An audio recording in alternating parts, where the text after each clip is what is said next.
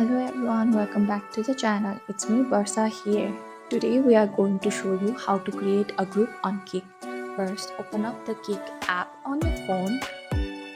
Once you are logged in, you will be taken to the main screen where you can see all your chats.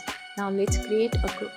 To do that, tap the plus icon at the bottom right corner of your screen. After tapping the plus icon, you will see an option saying start a group.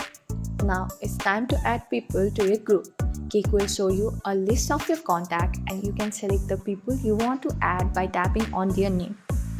Once you select your group member, it's time to name your group. Tap onto the group name. After selecting your group name, tap onto the start, create your group. Here you go. You have created an group chat. Now that your group is created, you can start chatting, sending photos, videos, and even start polls. Or to add more people, just tap to the group name at the top of the chat and select add people. And that's it, you have successfully created your own Kik group. Now you can easily keep in touch with multiple people at once.